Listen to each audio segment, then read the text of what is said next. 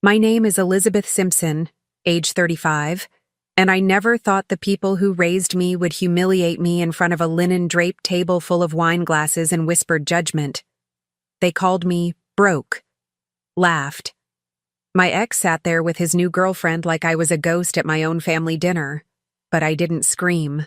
I didn't cry.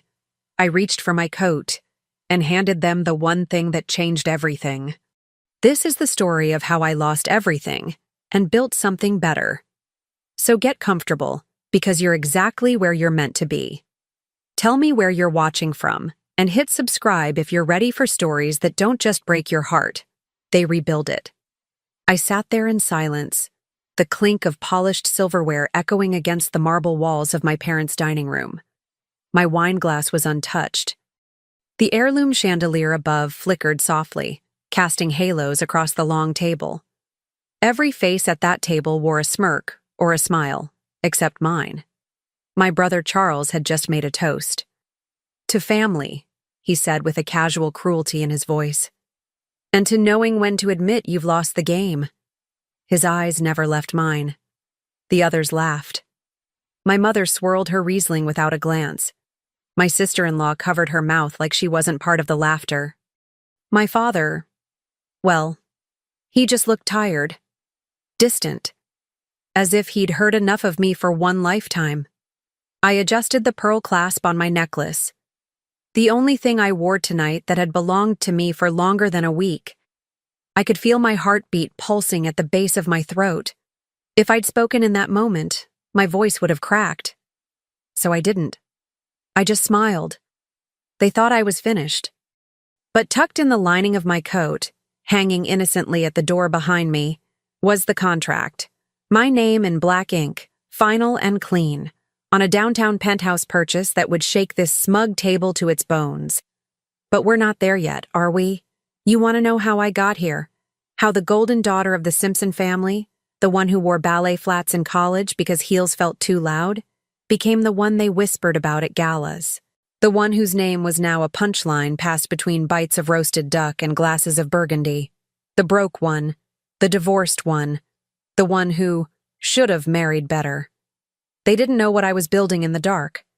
And to be honest, for a long time, neither did I. It started 2 years ago, at this very same table. Different wine, different wounds. Back then, I still wore my wedding ring. It was loose. I'd lost weight from the stress. Or maybe from the silence that had crept between Thomas and me like frost on a window. Cold, invisible, but growing thicker each morning. We didn't talk anymore. We exchanged calendar invites. That night, my sister Caroline had just returned from Paris. She'd brought macaron boxes for the nieces and Cartier gossip for the adults. The room buzzed with privilege. Caroline wore white, always white. And when she leaned in to hug me, she whispered, "Still with Thomas," as if it were some rare disease. Still with Thomas. I nodded. She patted my back. Pity like perfume. Subtle, but unmistakable. Dinner was a blur of lamb chops and microaggressions. Charles bragged about his real estate firm. Caroline talked about her yoga retreat in Provence. I smiled through it all, pretending I hadn't found Thomas's second phone just 2 weeks earlier, hidden beneath his sock drawer, buzzing with texts that weren't for me. I hadn't told a soul, not even my therapist, just walked through my days like a ghost in Chanel flats, clutching a marriage that had already left me. When the plates were cleared and the conversation turned to next year's family investment, Charles leaned over, swirling his glass of Pinot, and said, "We'll keep it simple this time, Lizzie. Something even you could handle." The laughter that followed felt like a slap made of velvet, soft, elegant, and cruel. I didn't say a word. But that night, after I drove home, alone, to the cold brick house in Lincoln Park, I stood in the center of the marble foyer and pulled off my ring. Just stood there barefoot, the cold seeping into my toes, and said aloud for the first time, "I'm done." But you don't get to leave someone like Thomas Simpson without consequences. My husband was a legacy man, Ivy League, sharp suits, teeth like a politician, and a family like the mafia, just quieter. When I told him I wanted a divorce, he blinked twice and said, "You can't afford to be done." He was right. I'd left my career in marketing years ago to play the role of society wife. I had no clients, no contacts, just a resume that had dust on it and a bank account with his name on every withdrawal. The house was his. The car was leased under his firm's umbrella. Even the art on the walls was cataloged in his trust. So I left with 2 suitcases, a small settlement, and the vague memory of who I used to be. They all thought I'd go crawling back. My mother even said it over tea. "It's never too late to apologize, dear. You could still patch things up before people start talking." People were already talking. I could feel it every time I walked into a room and the conversation shifted. Every time I posted a photo that didn't include Thomas, and every time I said my apartment instead of our home. So I stopped attending. I disappeared. I let the rumors ferment. And I started building in silence. There's something sacred about rock bottom. When you lose everything, even shame, you finally have room to grow. I rented a studio in West Loop above a bakery that smelled like vanilla and desperation. I slept on a borrowed mattress. I answered phones at a friend's startup just to keep the lights on. Then I remembered something. In college, before I met Thomas, I had a knack for brand strategy, colors, messaging, emotional hooks. It came naturally to me. I could look at a product and see its soul, so I started consulting, quietly. 1 client became 2, then 4, then 12. I built websites at night, ghost wrote pitches, ran entire rebrands under fake agency names until I could afford to register my own, Simpson Creative Group. The irony still makes me laugh. No one knew, not Caroline, not Charles, not even my mother. I wanted it that way. I didn't want their fake support. I wanted proof, receipts, leverage. And it came. Last month, I signed a contract to develop the full identity for a luxury eco-tower being built near the lakefront. A $20 million project. And as part of that deal, I was offered the Penthouse. Not a rental, not a lease, a deed. My name, my space, my silence, broken. So here we are, back at this table. Same chairs, different me. I wore black silk and diamond studs. Quiet power. No logos, no ring. When Charles said, "How's that little design thing you're doing?" I smiled and said, "Growing." He laughed. "Well, if you ever want to shadow real players, let me know." The others chuckled. My mother winced but said nothing. My father stirred his coffee like he was anywhere else. I stood up slowly, my heels echoing on the floor like the prelude to war. "Actually," I said, walking to my coat at the door, "I brought something to show you." I reached into the lining pocket, pulled out the thick envelope, heavy with ink, truth, and revenge, and turned back toward the table. Their faces turned expectant, curious, slightly amused. They didn't know. They had no idea what I was about to put in front of them. Before everything unraveled, before the silence, the smirks, the contract in my coat pocket, I used to believe my life was beautiful, not perfect, but elegant, secure, respected. I was Elizabeth Simpson, wife of Thomas Graham Simpson III, partner at one of the most prestigious private equity firms in Chicago. Our lives moved like clockwork through the rhythms of luxury. Black tie galas, fundraisers at the Art Institute, charity brunches where everyone smiled with just enough teeth to show they weren't hungry. Our mornings started with pressed juice, a kiss on the cheek, and 2 unread newspapers at the kitchen counter. The Tribune for him, the Times for me. We rarely read past the headlines. Our conversation was always brief but polished, like everything else in our lives. "You're wearing the Hermes scarf today," he'd ask, scanning me with his usual distracted approval. "It's chilly out," I'd smile, tucking it neatly over my collar. "Good," We have dinner with the Grants tonight. Don't bring up the China tariff thing again, okay? That was us. Polished. Punctual. Predictable. But not happy. At 45, I lived in a house I didn't choose, designed by an architect Thomas admired but never met. The walls were gray. Greige, our decorator corrected me once, because apparently beige wasn't expensive enough. My walk-in closet was the size of a Manhattan studio, with shelves that lit up when you passed your hand near them. It was beautiful. Cold, like a hotel I could never quite check out of. My friends? Well, they weren't really my friends. They were the wives of Thomas's colleagues, women with last names that opened doors. We played tennis. We went to spa weekends. We exchanged expensive candles at holiday parties. No one ever cried. No one ever said they were lonely. That was the rule. If you had wealth, you weren't allowed to be sad. Sadness was for the middle class, but I was, quietly, desperately sad. Still, I had dreams. Not big ones, not anymore. Just small flickers of myself I kept alive in journals hidden in my bedside drawer. Ideas for branding campaigns, color palettes I liked. Mock-ups for skincare labels, candle boxes, boutique hotel names. Things that used to make me feel alive before I became someone's wife. I'd once been sharp, before Thomas, before the dinners and the pearls and the prenups. I'd been good at what I did, not just competent, gifted. My college professor used to say I could see what a brand wanted to be before it did. I landed my first job in Manhattan a week before graduation. Then I met Thomas at a fundraiser in Lake Forest.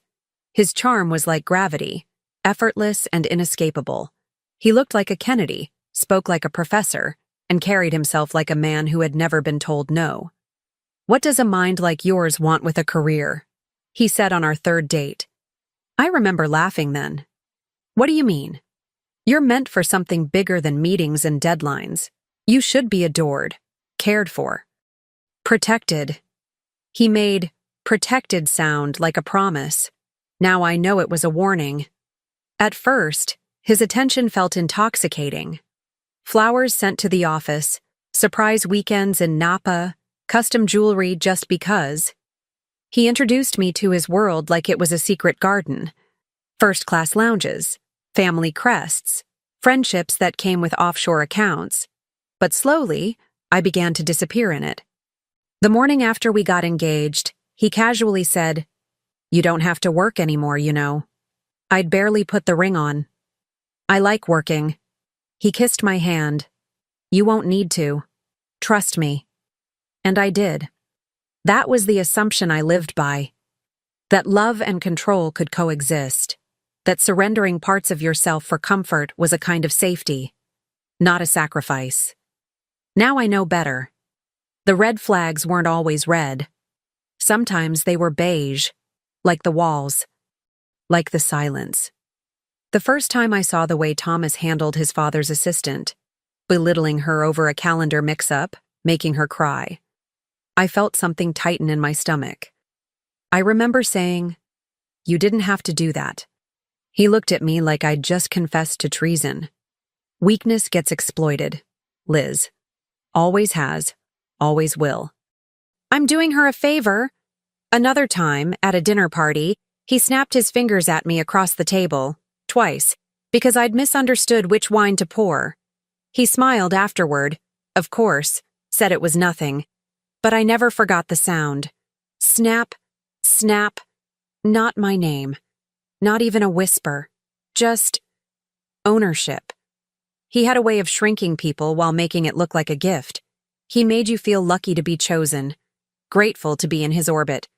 And when you questioned it, he called it love.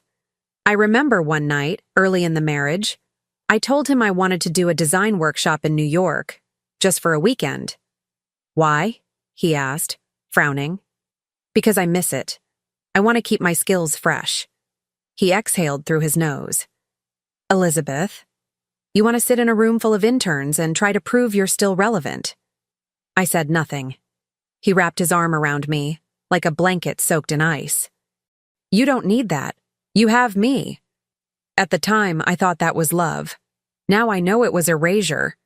Our social calendar was always full. That was Thomas's design. He said routine made people suspicious. We needed to be seen. Every Thursday was cocktails at the club. Saturdays were reserved for foundation events. Sundays, brunch with his family. Oh, his family. The Simpsons were Chicago royalty. Old money. Discreetly powerful. They smiled with tight lips and hugged like sculptures.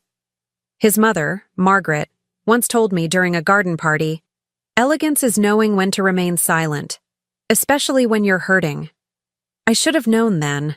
I thought I was marrying Thomas. I was really marrying a dynasty.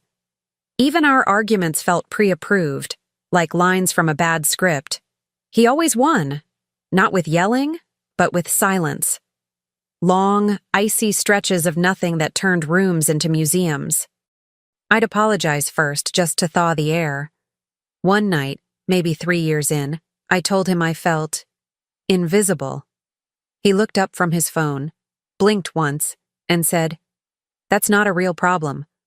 That line haunted me for years. Still, I tried.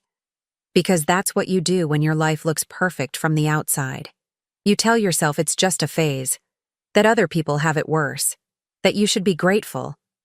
I had closets full of clothes, invitations to everything, a last name that opened doors.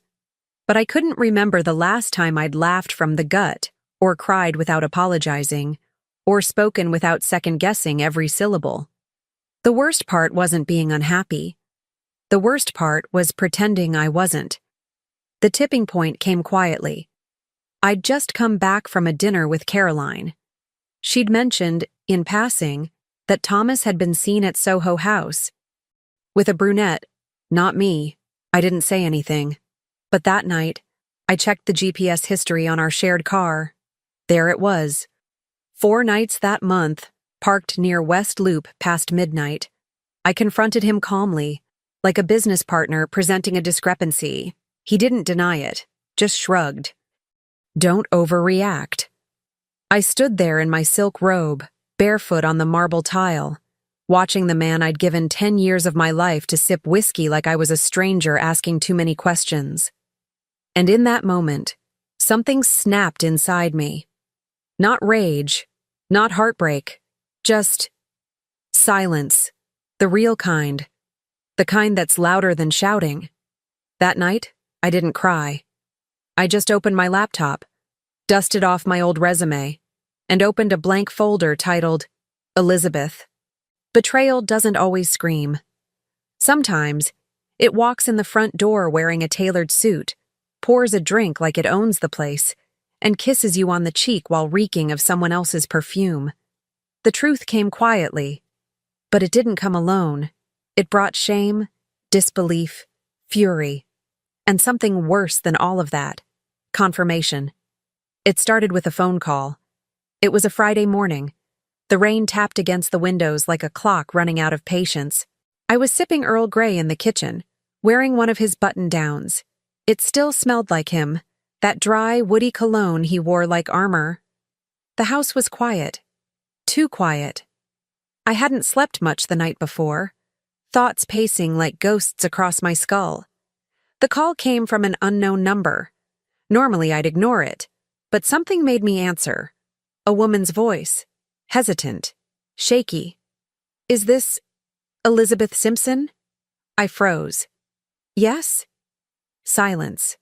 Then, "I don't know how to say this, but I think you deserve to know." The rest came in waves. Her name was Camilla. She was 29. A consultant, whatever that meant. She'd been seeing Thomas for almost a year. She found out he was married 3 months in. By then, she was already in love. He told her we were practically separated, that I was emotionally unstable, that we stayed together for appearances. Appearances. I thanked her, hung up, and stood there. I couldn't feel my legs. That night, I didn't confront him. I waited. I watched him walk in like he always did, coat over his shoulder, jaw set like granite. He poured himself scotch. Didn't ask about my day. Didn't notice that I hadn't moved in hours. When he finally looked at me, I smiled. "How was work?" He raised an eyebrow. "Same as always." I nodded. "Good. Just curious. Who's Camilla?" That was the first time I saw Thomas flinch. It wasn't much, a blink too long, a muscle in his cheek tightening. But it was there. Real. Raw. He laughed. "Excuse me," I repeated it, slower this time.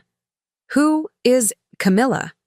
He exhaled, looked off to the side like a director waiting for the next scene.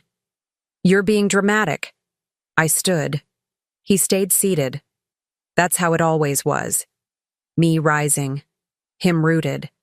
"She called me," I said. "She told me everything. 10 months. Thomas. 10. He rolled his eyes. "She's unstable. She's young. She's nothing." That's when I lost it. I didn't scream. I didn't cry. I broke. Quietly. Completely. I walked upstairs, peeled off his shirt, got in the shower, and sat on the cold floor as the water poured over me, fully clothed. I don't know how long I stayed like that. Maybe 20 minutes. Maybe an hour. I didn't move.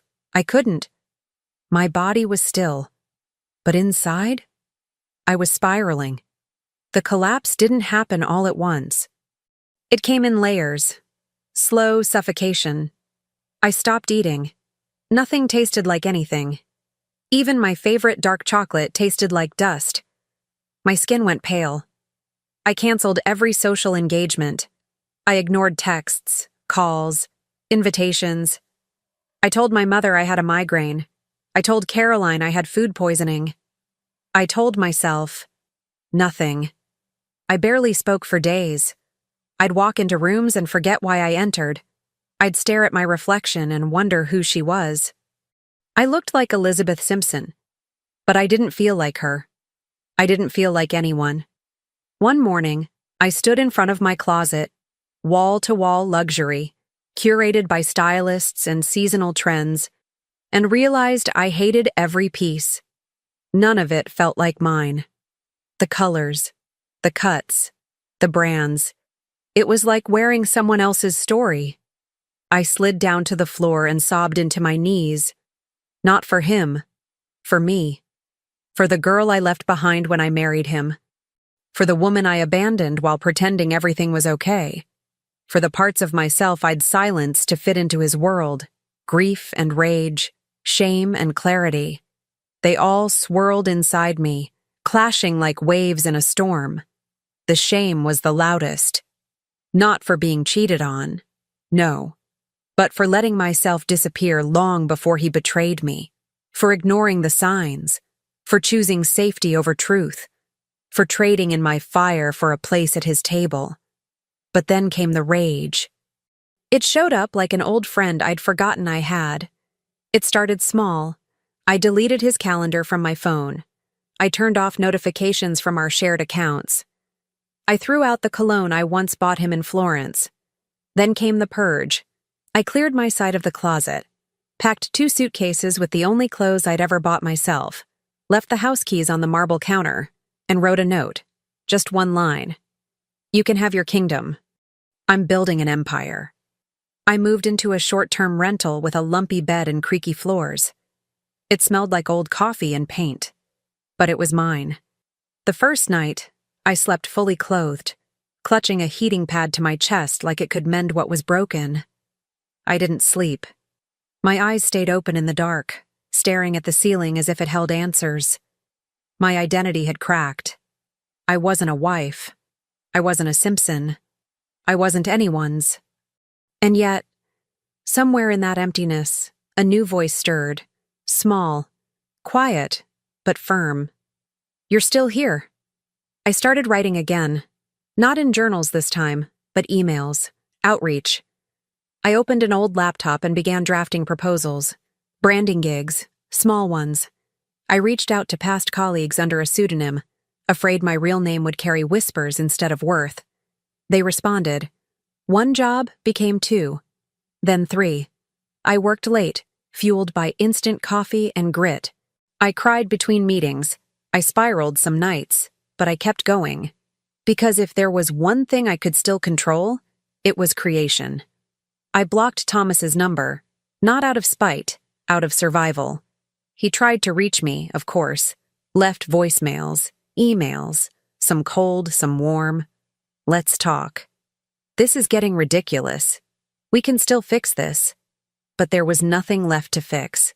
The real betrayal wasn't Camilla. It wasn't even the cheating. It was the fact that when I broke, when I fell apart, he didn't flinch. He didn't reach. He just watched. That silence told me everything. My family, oh, they knew something was wrong. But they didn't ask. Not really. Charles texted once, "Heard you moved out. Hope you're not doing anything impulsive." Caroline sent a photo of a handbag and said, "Retail therapy always helps me." My mother, she sent a card. No words, just a card, blank inside. That told me everything, too. But collapse isn't the end. It's the rupture before the rise. And though I didn't know it then, on that mattress with springs poking my back, eating microwave soup in silence, I was already rebuilding. Slowly, painfully, honestly. Because sometimes, the worst day of your life is the day you finally wake up. You think once you leave the man, the house, the lies, you're free. But freedom doesn't feel like flying at first. It feels like falling. I moved out, yes. I walked away from the polished hellscape of our marriage, but what I walked into was worse. Nothingness. A blank page. And I didn't know how to hold a pen anymore. They say healing isn't linear. That's true, but what they don't say is how lonely the in-between is. That strange, liminal space where you're no longer who you were, and not yet who you're becoming. That was me. Floating between fragments, my days blurred together. I'd wake up at noon, scroll mindlessly, order takeout I couldn't finish. The smell of pad thai and sadness clung to the apartment walls like wallpaper. I stopped showering regularly. I wore the same oversized sweater every day, the one with the wine stain and sleeves that swallowed my hands. It felt like armor. If I disappeared into it, maybe no one would ask how I was, because I wasn't fine, not even close. I thought working would save me. I threw myself into freelance jobs, chasing deadlines like a lifeline. I branded vegan skincare lines, dental offices, a tech startup run by a guy who used too many exclamation points. I was efficient, polite, invisible, and empty. Every time I hit send on a finished project, a voice inside whispered, "This isn't it," but I didn't listen. I kept running forward so I wouldn't have to look back. Then came the bad decisions. The short-lived dating phase. You know the one? The apps. The men who smelled like too much cologne and talked about crypto. The guys who called me babe after 2 messages and bragged about their Teslas like they invented electricity. There was one man, Derek. Tall, clever, smelled like cedarwood and distraction. He made me laugh, took me to rooftop dinners, called me dangerous with a smile. I let him in too quickly. I wasn't ready. He knew it. When I opened up about Thomas, about the betrayal, the breakdown, he shifted, grew cold, distant. 3 days later, I found out he was still living with his ex. When I asked him why he lied, he said, "You're not my girlfriend, Elizabeth. Don't get emotional." That sentence did something to me. I hung up, deleted the app, and sat on my bathroom floor for an hour, hugging my knees and whispering, "I can't do this again." That's when I went back to therapy. Dr. Whitman. A sharp, silver-haired woman with tortoiseshell glasses and eyes that saw through everything. She didn't coddle. She didn't nod too much. She just held up a mirror and let me sit with what I saw. "Why do you think you attract men like Thomas?" she asked one day, pen tapping her notepad. "Because I'm broken," I said without thinking. She raised an eyebrow. "Or because you still think love has to hurt to be real?" That hit harder than anything Thomas ever said. Weeks passed. I started journaling again. Walks in the park became a ritual. I started cooking. Real meals, not microwave sadness. My body slowly returned to me. I started wearing real clothes again, brushing my hair, lighting candles. Not because I had guests, but because I was the guest. I found moments of beauty. But healing is tricky. Because just when you think you're okay, life checks. It was Caroline's birthday. She invited me to the celebration, a rooftop soiree at the Gwen. I hesitated. I wasn't ready. But she insisted. Don't be dramatic, Liz. Just come for a drink. So I went. I wore a black wrap dress, simple gold hoops, red lipstick for courage. I walked in like I belonged, like I was healed. The rooftop was a sea of champagne flutes and forced laughter. Everyone looked tan, tight, and tired. I saw Charles. He raised a glass. I saw my mother, cool, composed, uninterested. Then I saw Thomas, with Camilla, on his arm. She was stunning. Younger, yes, but not the caricature I'd expected. She looked kind, nervous. She clung to his arm like a lifeline. Our eyes met. She knew who I was. I turned to leave. Fast, but not fast enough. Thomas spotted me. Elizabeth? Loud. Too loud. People turned. Faces turned. He smirked. Didn't expect to see you here. Thought you were off finding yourself. The air left my lungs. Someone laughed. Caroline's eyes widened. Even Camilla looked embarrassed. I muttered something. Maybe an apology. Maybe a curse. I left. I got in a cab and cried the entire ride home. Not because I still loved him, but because I realized I was still carrying the weight of proving him wrong. That night, I deleted every trace of him. Photos, emails, even the expensive scarf he once gave me. I threw it out the window. It fluttered like a flag of surrender. No more. I opened my laptop, heart pounding. And I made a decision. There was a woman I used to follow. Naomi Singh, an old client from my agency days, back when I had an actual desk and assistant. She ran a boutique interior brand, luxury with soul. We'd lost touch after the marriage. I figured she'd moved on, found someone shinier. But I emailed her anyway, honest, direct, desperate. I'm building again. I'm not sure where it's going yet, but I'm working harder than ever. If you know anyone looking for full-scale brand development, I'm here, hungry, focused, ready. She replied within an hour. Let's talk, tomorrow. I have something you might be perfect for. We met at a downtown cafe. She looked the same, sharp blazer, soft eyes. She hugged me. No judgment, no gossip, just presence. She slid a folder across the table. Inside, a real estate development proposal. A luxury eco-high-rise near Millennium Park, 22 floors, high-end clientele. She was leading the interiors. The developers needed branding, identity, naming, launch strategy, big budget, bigger visibility.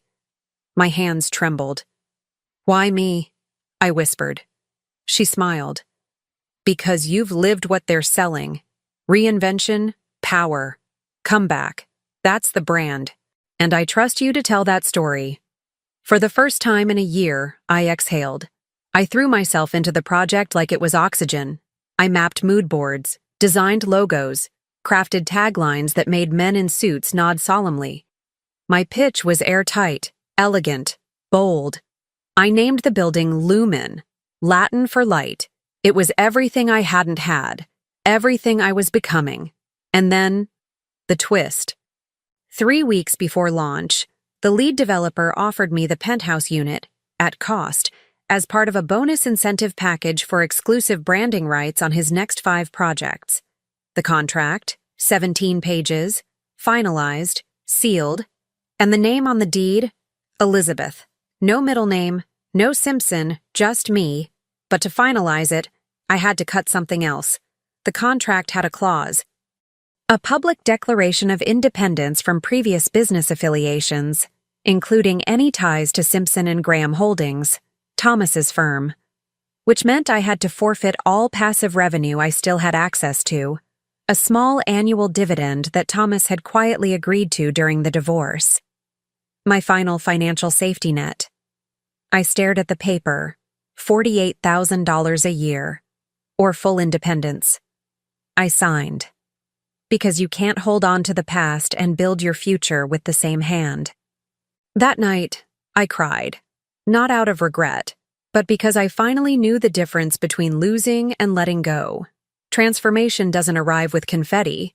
It comes quietly, in the form of small, sacred choices made when no one's watching. It began with mornings, not the kind I used to know, racing through blow-dries and espresso shots before sliding into the passenger seat of Thomas's life. No, these mornings were mine. I'd wake with the sun, make coffee slowly, stretch barefoot in the kitchen, letting sunlight pool around my ankles.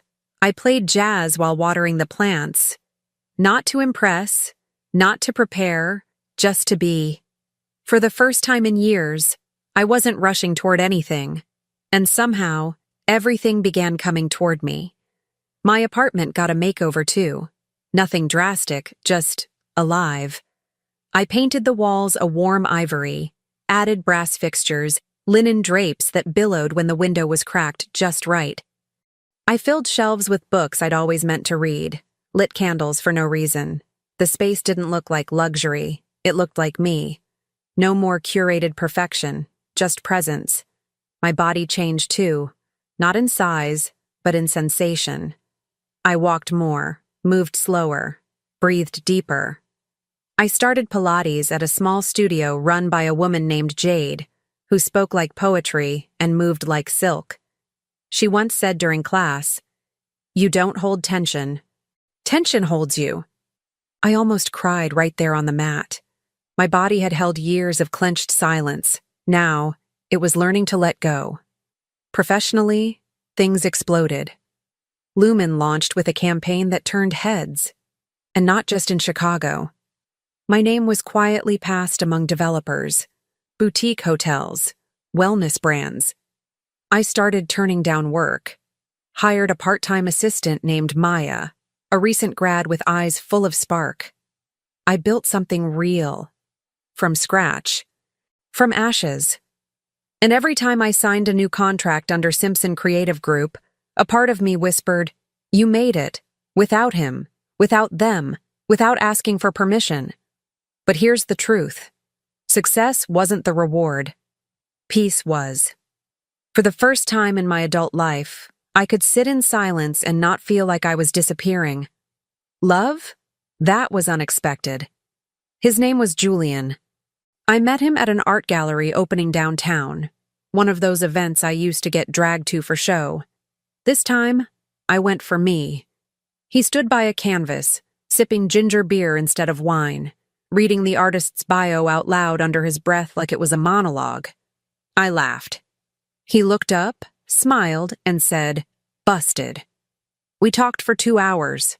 Not about work, not about exes, just life, curiosity, art, time, how no one wears watches anymore, and that feels like a metaphor. Julian was calm, present, thoughtful. When I told him about my past, about the collapse and the rebuild, he didn't flinch, didn't offer advice or platitudes. He just said, "That must have taken more strength than most people ever find." I didn't fall in love. I rose into it, slowly, softly. With both feet on the ground, we didn't rush anything. I'd learned enough about rushing, about performing, about letting someone else define the shape of my life.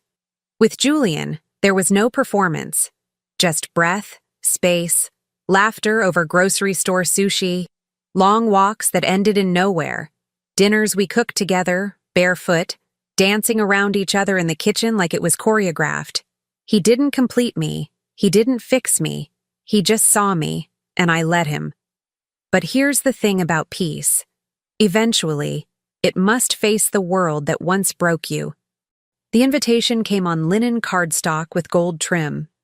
My mother never texted invitations. She sent them embossed. Family dinner, formal, Sunday, 7 p.m., RSVP. I stared at it for a full minute. There it was. The final test. The last battlefield. Same house, same table, same players, different me. I told Julian I was going. Alone. He didn't question it. Just looked at me and said, "Wear the black dress. The one that makes you walk like you own the world." The week leading up to it, I felt the tension build like a storm in my chest. Not fear, not anymore. Just awareness. I wasn't going back to prove anything. I was going to witness it all with new eyes, to walk into the room where I was once small and stay full-sized. My assistant Maya asked me that Friday if I had weekend plans. I smiled. Just dinner. Sunday arrived with gray skies and quiet confidence. I wore the black silk dress Julian mentioned. Not too tight, not too loud. Elegant. Grounded. Paired it with low heels, soft curls, and a calm heart. The contract was in my coat pocket. Folded. Sealed. Final. I didn't plan to show it, unless they gave me a reason. As I drove toward my parents' house, a mansion nestled between hedges and Judgment, I passed the old routes I used to take during the marriage. The same turns, same intersections. But I wasn't the same woman in the car. That woman used to flinch at stoplights, at questions, at cold silences. This woman had edges, voice, vision. I pulled into the driveway, paused, took one deep breath, and walked inside. The table was already full. Caroline in pearls, Charles in a smug navy suit, my mother in lavender, my father staring at his wine like it held better memories. They looked up as I entered. For a split second, no one spoke. Then Caroline stood. "Lizzie, wow, you look alive," I offered, smiling. She blinked, laughed too quickly. "Yes, that." I took my seat, poured my own wine. No one moved to serve me. Fine. Charles was the first to crack. "So, still doing that design thing?" That word again. Thing. I smiled. "Business is good. We just signed 5-year branding rights for a new luxury development. Lumen." His eyebrows twitched. Just a flicker. "Never heard of it." "You will." My mother cleared her throat. Changed the subject. They still hadn't asked about the divorce, or Camilla, or how I'd survived. It didn't matter. I didn't need them to ask anymore. Dinner passed in tension-wrapped politeness. I watched them as if through glass, detached, observing. Same patterns, same scripts. But I wasn't playing anymore. And then came the moment Charles raised a glass. To family. And knowing when to admit you've lost the game. His eyes locked on mine. Laughter, soft, polite, icy. I didn't flinch. I stood, walked to my coat, slid the envelope from the pocket, turned, and smiled. But that's the next chapter. The weight of the envelope in my hand felt like history. Not just paper, but proof. Of rebirth. Of self-respect. Of everything they thought I'd never become. I turned from the coat rack slowly, deliberately, and walked back to the dining room. Each step sounded louder than it should have, like the floor was listening. Charles paused mid-sip. Caroline lowered her fork. My mother placed her napkin on her lap, her face unreadable. My father stared at his wine like it had somewhere better to be. No one spoke. I stood at the head of the table, not asking permission, not needing it, just standing. And for the first time in my life, they listened. "I brought something," I said softly, my voice steady. I placed the envelope gently on the table, right in front of Charles. His fingers twitched. "What's this?" he asked, smirking as if this were still a game. "Proof," I said, "that losing me was the most expensive mistake any of you ever made." No one moved. He opened the flap, slid the contract out. His eyes scanned the first page, the logo, the numbers. The name, my name. Then he hit the deed. Penthouse 2201. Lakefront view. Exclusive rights. Owner, Elizabeth M. Simpson. His smirk faded. Silence stretched. He looked up. Blinked. Once. Twice. How? That one word held everything he couldn't say. The disbelief, the envy, the panic. I didn't answer. He didn't deserve my story. Only the result. Caroline reached over and took the paper. She read slowly, her lips parting. I watched her posture change, the subtle stiffening, the recognition that something irreversible had happened. She handed it to my mother like it burned. My mother took it, read it, said nothing, just nodded. A single, almost imperceptible nod. That was all she could offer, and yet, it felt like an earthquake. Then Thomas's voice cut through the room like a knife. You did this. Without me. I hadn't even noticed him walk in. But there he was, standing in the archway. Dark coat, sharp jaw, same cologne. His presence still heavy, but not over me anymore. He looked from me to the contract, then back again. You bought a penthouse. I met his eyes. Calm, unapologetic. No, I stepped forward. I earned it. He exhaled through his nose, that old patronizing sigh. You always were dramatic. No, Thomas, I was always underestimated. There's a difference. He walked slowly toward the table, picking up the contract, skimmed the final page. His hand gripped the edge harder than necessary. I watched his eyes move, calculation, realization, resentment. You used my name to get in. That was his out, his last thread of control. I tilted my head slightly. Actually, I removed it. That's what closed the deal. Silence. Then, the truth arrived. Not in words, but in his eyes. Because in that moment, for the first time, he saw me. Not the wife he shaped. Not the quiet shadow at his side. Not the placeholder he controlled. But the version of me he never imagined would survive without him.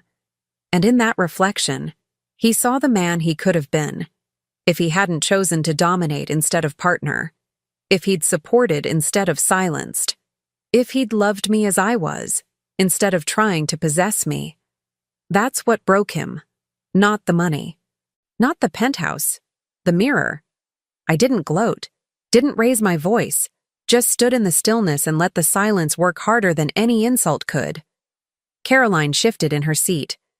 Charles looked away. My mother set down her wine. Thomas? He cleared his throat, forced a smile, the kind that hides bruised ego beneath polished teeth. So, what now? He asked. It was desperation disguised as curiosity. I stepped closer, not threatening, just sovereign. Then I said the line, the one I had waited a year to speak. Soft, precise, lethal? Now, I go home, and you stay here, exactly where you left me. The words landed like a blade dipped in silk. He didn't flinch. He froze. That was the difference. Thomas was a man used to control. And for the first time, he realized the door had closed behind me, and I wasn't reaching back. There was no second chance, no re-entry, no version of this story where he remained the center. He wasn't the villain anymore. He was just irrelevant. I turned, coat in hand, and walked toward the door. As I reached the entryway, my mother's voice broke through, quiet, fragile. Elizabeth. I turned slightly. Her eyes met mine for the first time all evening. There was no apology, just something close to mourning, like she finally understood the cost of silence. You're not coming back, are you? I looked around that house, the portraits, the china, the stiff chairs, the history. Then I looked down at my own hands, steady, bare, unshaking, and I smiled. No. I stepped outside into the night. The air was crisp, the sky clear. Freedom doesn't always roar. Sometimes, it's just the quiet closing of a door behind you. Some endings don't need applause, they need quiet. A soft landing, a deep exhale. The kind that comes not from winning, but from walking away with your soul intact. That night, after the dinner, I drove past the old house one last time. The lights were still on. Through the front windows, I could see them, silhouettes moving like ghosts in candlelight. But the woman they used to shape, to shrink, to silence, she was no longer inside. She was behind the wheel, heading home, to her home. The penthouse wasn't ready yet. I had a month before move-in. But something inside me shifted the moment I signed that contract. It wasn't about the space, or the view, or the floors imported from Florence. It was about the name, Elizabeth M. Simpson. Not someone's wife, not someone's daughter, not someone's mistake. Just me. In the weeks that followed, life slowed, not from sadness, but from serenity. I made new routines, lit incense in the mornings, kept fresh tulips on the table, took walks without my phone, stopped checking emails after 6 p.m. I learned how to cook risotto properly, burned the first batch, laughed anyway. Julian and I would meet at the farmer's market on Saturdays, split strawberries, and talk about everything but the past. We were two people growing toward the sun, not leaning on each other for light, but sharing it. Sometimes he stayed over, sometimes he didn't. And it was enough. I wrote letters I never sent. To my mother, to Caroline, even to Thomas. Not out of bitterness, but to make peace with the things they would never say, and that I no longer needed. Here's one I remember, word for word. Dear Thomas, you didn't break me. You revealed where I had already gone missing. Thank you for that. I don't forgive you out of mercy. I forgive you because I am no longer carrying what you did. I hope you find your peace. I found mine. Elizabeth.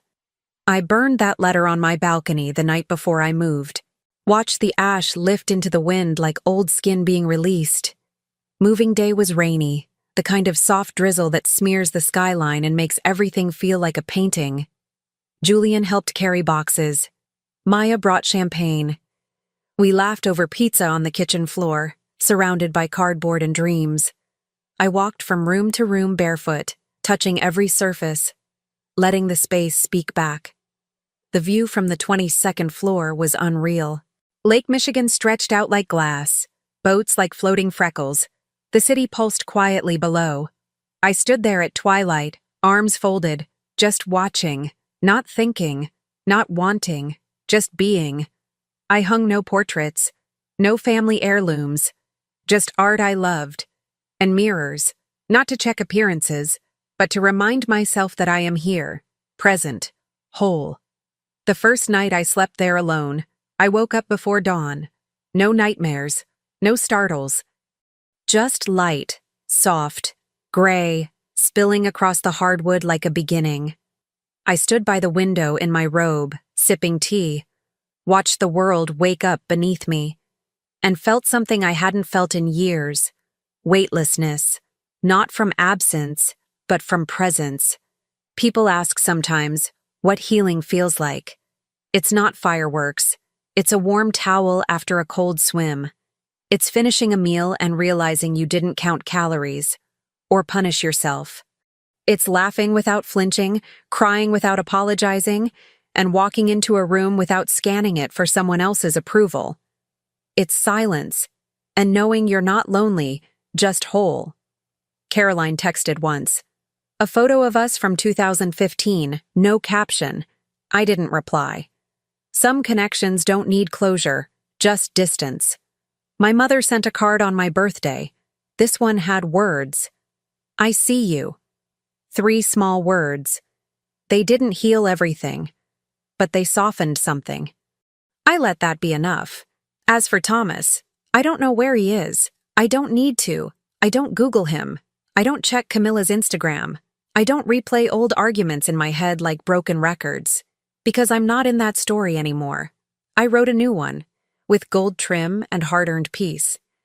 One evening, I hosted a dinner at the Penthouse, just a small group: Julian, Maya, Naomi, a couple of clients who'd become friends. We ate on the balcony under string lights, passed wine, shared stories, laughed until we cried. At one point, someone asked, "So, Elizabeth, what's next?" I paused, looked out over the skyline, the stars peeking through city haze, and I said, "More of this, more joy, more simplicity, more truth. And maybe, finally, a garden on the terrace." And that was it. No grand finale, no revenge montage, just a woman standing in her own light, peaceful, powerful, unapologetically home.